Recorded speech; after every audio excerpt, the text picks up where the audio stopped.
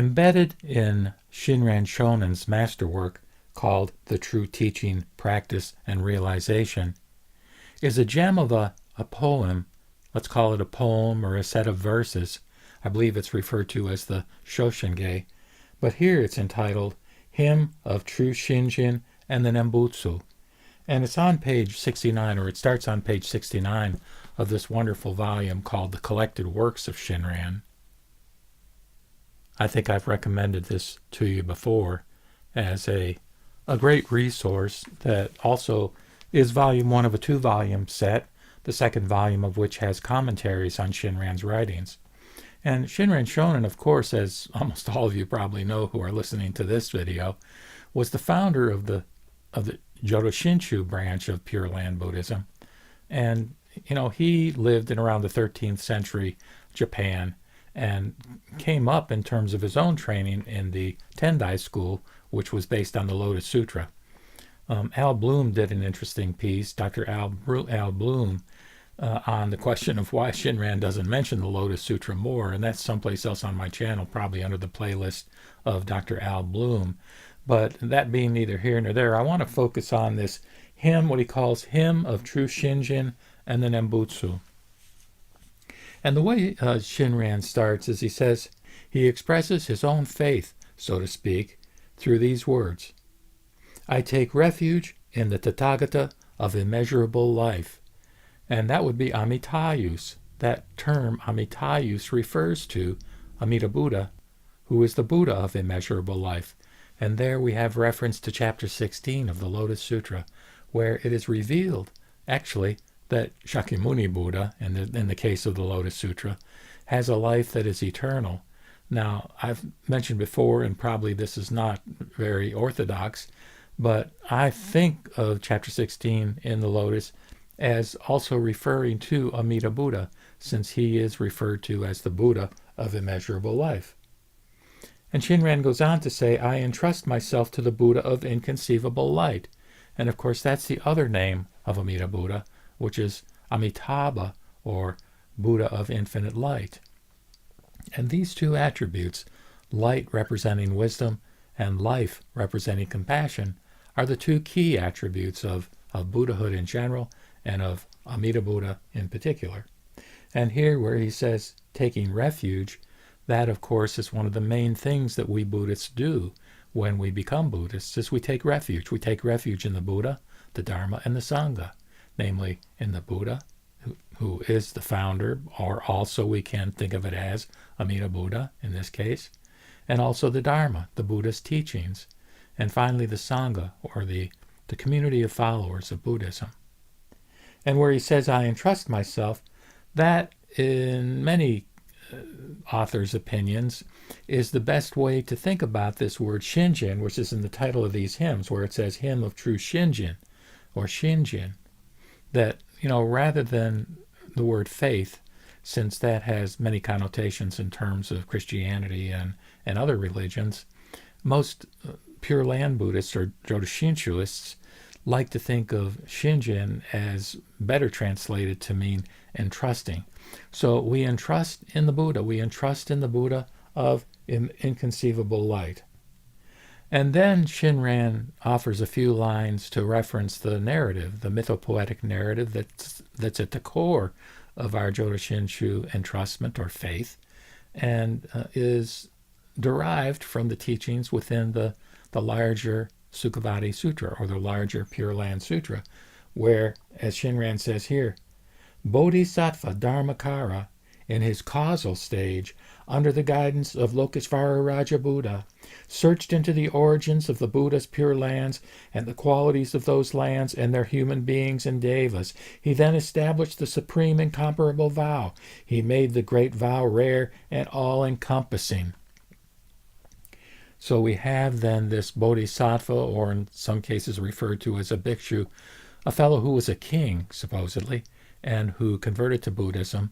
And within his realm and his time and his era, the main Buddha, so to speak, was this Buddha Lokesvara Raja.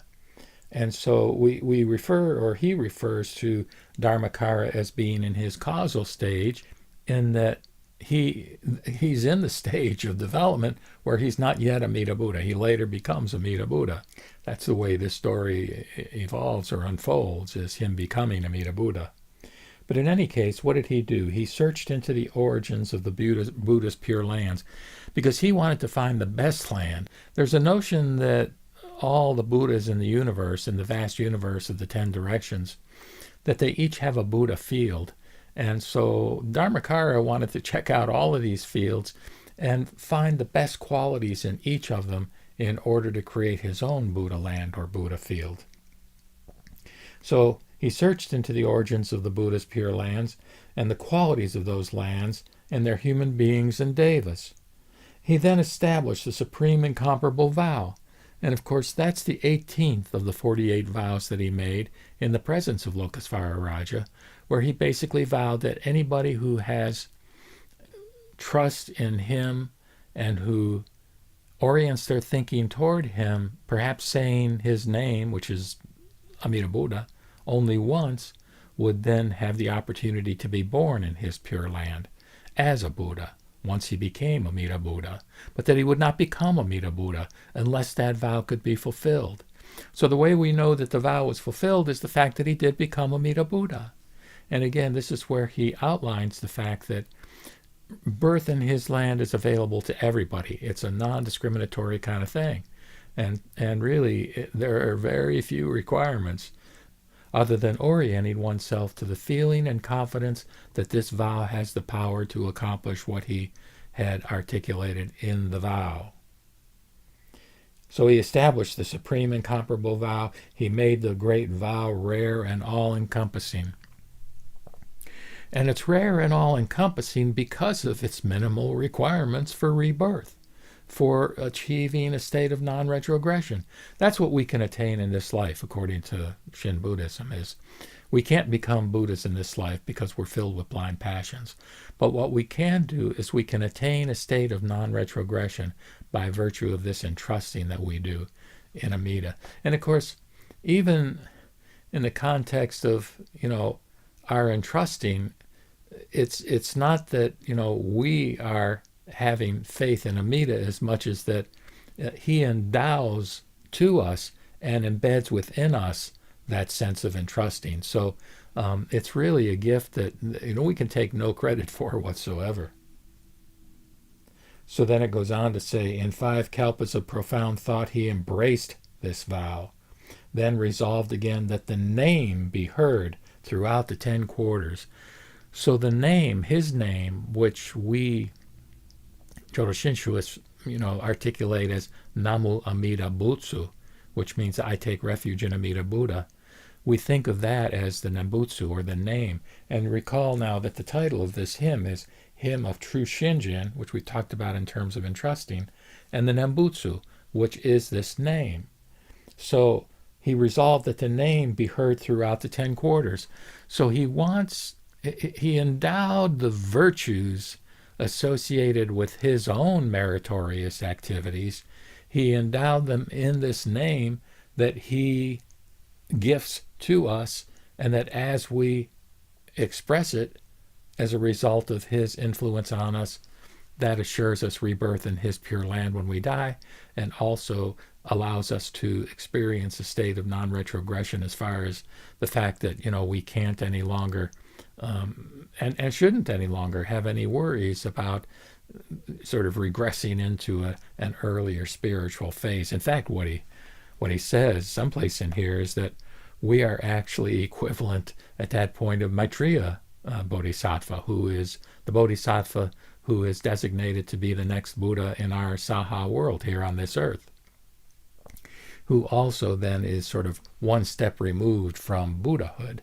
And by our entrusting in this vow, this rare vow, we are merely one step away from becoming Buddha.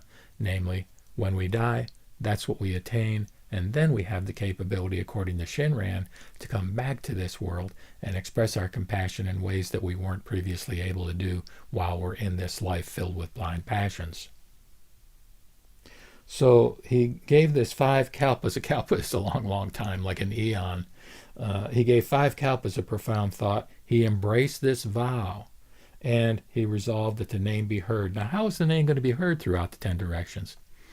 Well, part of how it's going to be heard, and we'll hear about this in another part of the scripture, is that he vowed that all the Buddhas in the universe, all those myriad of millions and quadrillions of Buddhas, that they would all embrace and recite his name, so that all the Buddhas in the universe are on the same page as far as focusing in on this particular Buddha and this particular vow as being the best insofar as its capability of helping relieve suffering and generating spiritual progress for beings who have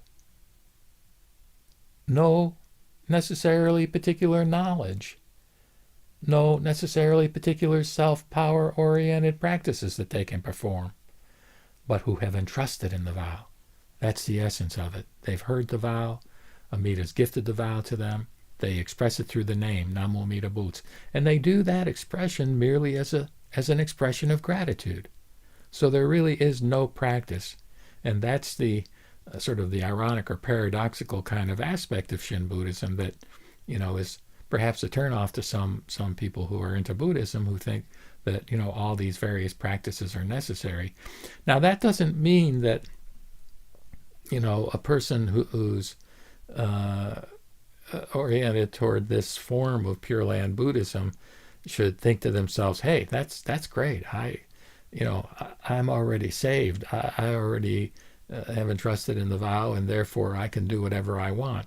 It's not like that, because as Shinran said in his Tani Show, which is it's a great book, a great read if you want to get a hold of a copy of that small volume. He said, just because there's an anecdote doesn't mean you should take a poison.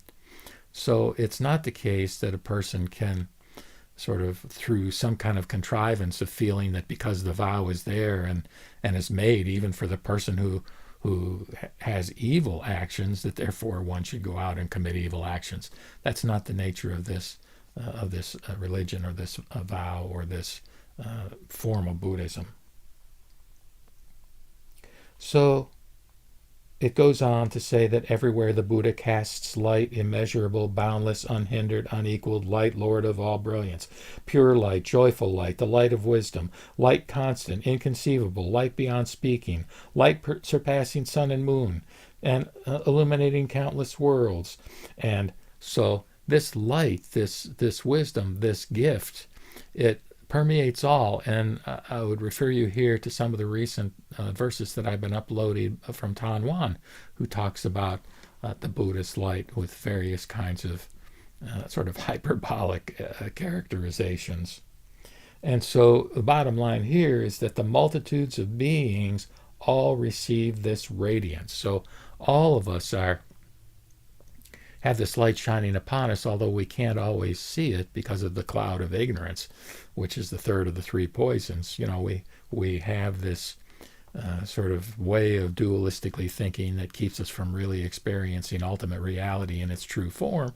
And so we don't necessarily see the light in its full brilliance, but nevertheless it shines upon us, and it does filter through, if you will, in the form of our having been gifted this experience of entrusting in the vow and our expressing of the Nembutsu, or the name, as a way of expressing gratitude for that gift. So just to state another line or two from this hymn of true Shinjin and the Nembutsu, he says, Shinran does, the name embodying the primal vow is the act of true settlement.